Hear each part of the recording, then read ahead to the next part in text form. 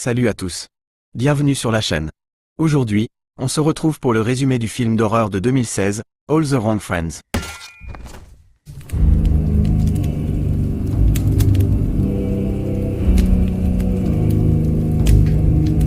Drew, Simon et Nanny, la petite amie de Drew, sont en route pour chercher Adam et se rendre au festival annuel de musique Terrastock. Amis de lycée, ils souhaitent se retrouver un an après l'obtention de leur diplôme. Sur la route, ils discutent du moyen de garder Adam clean, un crack addict sérieux. Simon en a marre d'être toujours chargé de le surveiller et pense que Drew, étant plus proche, devrait prendre le relais. Bien que Simon pense qu'Adam peut se débrouiller seul, Drew souligne la nécessité d'une supervision en raison d'une récente expulsion liée à la drogue. Chez Adam, on échange des salutations. Adam n'aime pas la présence de Nanny et révèle qu'il a invité Logan et Erica, qui ne sont jamais allés au festival, sans autorisation. Drew est mécontent et demande à Adam d'annuler l'invitation, mais Logan et Erica arrivent avant qu'ils ne puissent le faire. Drew présente Logan à Nanny, qui exprime son malaise face à leur présence. Drew l'assure que tout ira bien. On peut dire que ce sera un voyage mouvementé quand Logan jette la carte par la fenêtre avant même qu'ils ne commencent réellement leur voyage de 10 heures. Pendant que les autres s'assoupissent, Adam, persuadé par Logan, fait un détour. Il ne le remarque qu'après avoir heurté une bosse.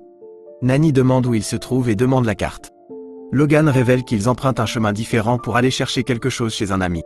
En arrivant à la maison isolée de l'ami, Logan demande à Simon de l'accompagner à l'intérieur pendant que les autres attendent sous l'abri voiture.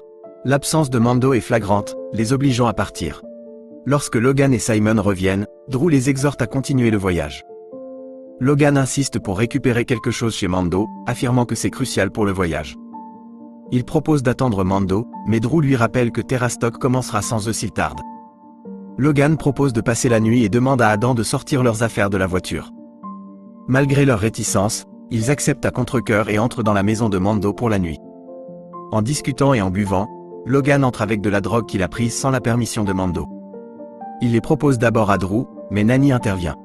Erica et Adam y participent à la place. Bouleversée, Nanny part, ce qui incite Drew à la suivre. Pendant leur dispute, Nanny reproche à Drew de se droguer quand elle n'est pas là, suggérant que c'est pour ça qu'il ne voulait pas qu'elle vienne au festival.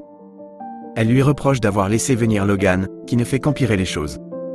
Drew la rassure en lui disant que Logan et Erica ne seront pas beaucoup autour d'eux à Terrastock. Ils se réconcilient et partagent un moment passionné. En se réveillant le lendemain matin, Drew trouve un tissu imbibé de sang sous le lit.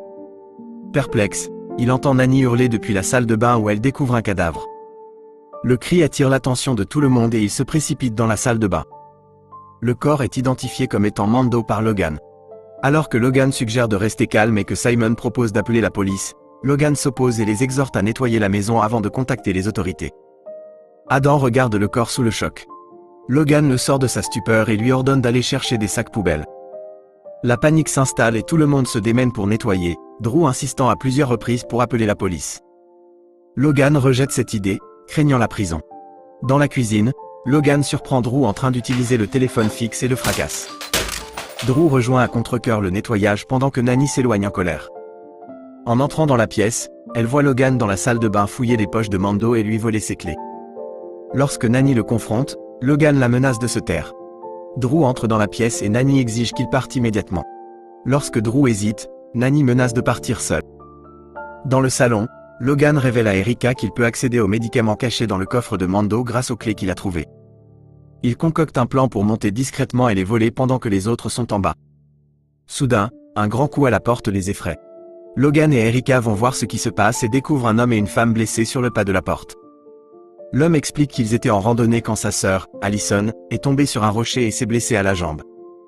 Coincés et ayant besoin de soins médicaux, ils ont cherché la maison la plus proche et ont trouvé celle-ci. Toujours à la porte, Logan demande à Erica d'aller chercher des serviettes pour nettoyer la blessure de la femme. Logan laisse entrer les deux étrangers, Brian et Allison, dans la maison et les conduit à la cuisine.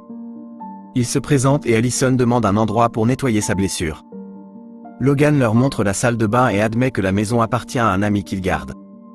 De retour dans le salon, les autres avertissent Logan que c'est une mauvaise idée de garder des inconnus, surtout avec le corps de Mando toujours caché. Logan les balaie d'un revers de main, disant qu'ils partiront une fois Allison soignée. Il demande à tout le monde de rester positif et se précipite à l'étage pour chercher des bandages. Alors que Logan revient en bas, Brian laisse entendre qu'il pourrait avoir besoin de rester la nuit en raison de leur longue randonnée. Logan insiste pour qu'il voie un médecin et propose de les conduire dans la voiture de Drew. Il explique que le téléphone de l'ami ne fonctionne pas, sinon ils appelleraient une ambulance. Logan les rejoint ensuite à l'abri voiture où Simon et Erica peinent à démarrer la voiture. Malgré leurs efforts combinés, la voiture ne démarre pas. Après une discussion tendue, ils décident de laisser Brian et Allison passer la nuit et de trouver comment amener Allison à l'hôpital le lendemain matin. Alors que Brian et Allison s'installent, les amis se disputent sur la décision de Logan. Nina soupçonne les randonneurs et la batterie de voiture commodément à plat. Elle se demande s'ils n'ont pas désactivé la voiture pour éviter d'aller à l'hôpital. Il reproche également à Logan d'avoir cassé le téléphone. Pour éviter les surprises, Logan propose de surveiller les étrangers à tour de rôle pendant la nuit. Tout le monde est d'accord, Logan, Simon et Erica prenant le premier car. Pendant leur surveillance, Logan tente de forcer sa petite amie, Erica. Bouleversée et en colère, elle sort en trombe où Simon la rejoint pour une conversation. Plus tard, Logan découvre que le coffre de Mando est vide et se fait agresser dehors par un inconnu. Le bruit réveille Drew, qui alerte Adam. Ils entendent alors Erica crier et trouvent Logan mort avec Erica pleurant sur lui. Perplexes, Drew et Adam interrogent Simon et Erica, mais ils prétendent ignorer. Adam vérifie l'état des étrangers et trouve une arme cachée dans la cuisine. Pendant ce temps, Simon et Drew transportent le corps de Logan au garage. Adam confronte Brian et Allison avec l'arme, les accusant d'avoir tué Logan et Mando. Malgré les soupçons d'Adam, Drew le supplie de baisser son arme. Nani, qui a disparu pendant la majeure partie de la soirée, apparaît brièvement dans le garage avant de s'enfuir effrayé. Drew la suit dehors. Nani demande des nouvelles de Logan, et Drew répond qu'il ne sait pas. Alors que Drew essaie de la calmer, ils entendent un coup de feu et se précipitent à l'intérieur. Ils trouvent Brian blessé par balle et saignant. Adam explique qu'il lui a tiré dessus pendant une lutte en essayant de les ligoter. Erica suggère de laisser Brian mourir pour avoir tué Logan. Alors qu'ils débattent de leur prochain mouvement, Brian, étonnamment, dit qu'il peut réparer la voiture, même s'il ne pouvait pas le faire auparavant. Malgré son offre, il l'emmène tout de même à l'abri voiture, pour qu'il puisse leur dire comment la réparer. Nani entre dans le garage avec de l'eau pour Allison, qui lui avoue une vérité choquante. Elle et son frère, Brian, clients assidus du Mondo, se sont introduits chez lui pour voler de la drogue qu'ils avaient déjà payée. Pendant le vol, une bagarre a éclaté avec Mondo, et Brian l'a tué en légitime défense. Allison prétend que la blessure à sa jambe vient de la lutte avec Mondo. Ils se sont précipités hors de la maison quand Nani et les autres sont arrivés, et Allison nie avoir saboté la voiture. Interrogé sur Logan, Allison prétend qu'il pensait que tout le monde dormait et se sont faufilés pour finir de craquer le coffre-fort, ce qui explique leur absence quand le corps de Logan a été retrouvé. De retour à l'abri voiture, Brian saigne abondamment de la bouche. Nani entre et prend Drew à part pour discuter. Nani raconte à Drew tout ce qu'Allison a révélé plus tôt. Cependant, Drew avertit Nani de ne pas croire Allison complètement, car elle pourrait bien dire ce que Nani veut entendre dans son état émotionnel. Lorsqu'il retourne à l'abri voiture pour vérifier l'histoire de Brian avec Nani, il le trouve mort, et Simon les observe en silence. Plus tard, dans le salon, Nani chuchote à Erica, lui demandant de la rejoindre dehors pour discuter. Nani dit à Erica qu'elle soupçonne Simon d'avoir tué Logan. Elle mentionne le regard que Simon lui a lancé quand ils l'ont vu regarder Logan. Ignorante du fait que Simon les espionne depuis le porche supérieur, Nani suggère d'impliquer Adam et Drew et d'appeler la police. Si cela échoue, elle pense qu'elle devrait confronter Simon directement. Plus tard, Adam, complètement défoncé, a une idée. Il propose d'utiliser la radio du bateau garé dans le garage pour appeler à l'aide. Simon et Erica se dirigent vers le garage, mais Allison est introuvable. Soudain, Allison saute et les attaque avec une barre de métal. Elle est furieuse et exige de savoir où se trouve son frère. Simon ment effrontément, disant que Drew a emmené Brian à l'hôpital dans une voiture réparée. Mais Erica reprend connaissance et révèle l'horrible vérité: Brian est mort. De retour dans le salon, Nani a un mauvais pressentiment à propos de Simon. Elle pense qu'il pourrait être responsable de ce qui est arrivé à Logan, mais Drew rejette complètement ses soupçons. Le temps passe lentement. Adam commence à se demander pourquoi Simon et Erica mettent autant de temps avec la radio du bateau.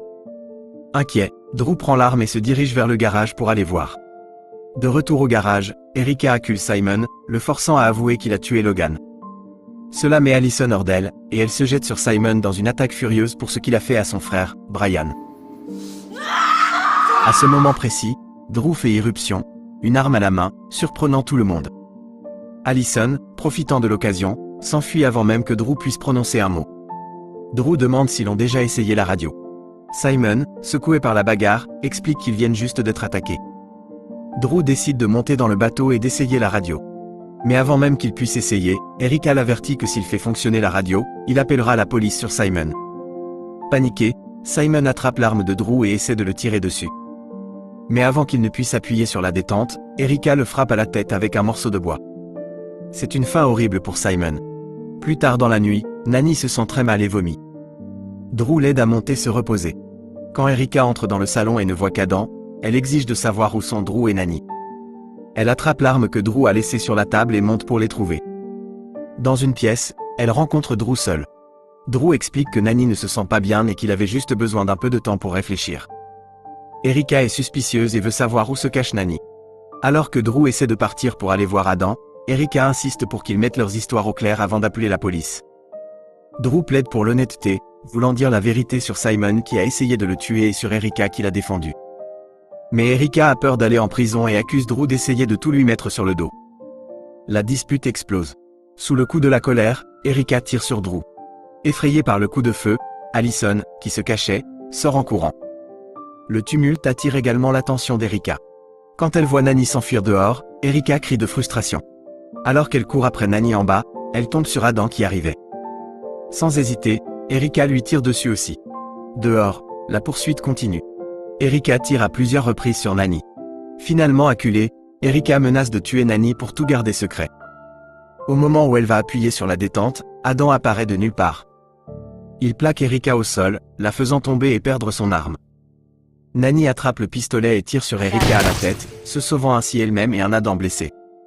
À l'aube, Nanny aide Adam blessé à sortir des bois et à atteindre une route principale déserte. Avec ça, on arrive à la fin de ce résumé. Si vous avez aimé, n'hésitez pas à liker et à vous abonner pour plus de résumés de films d'horreur.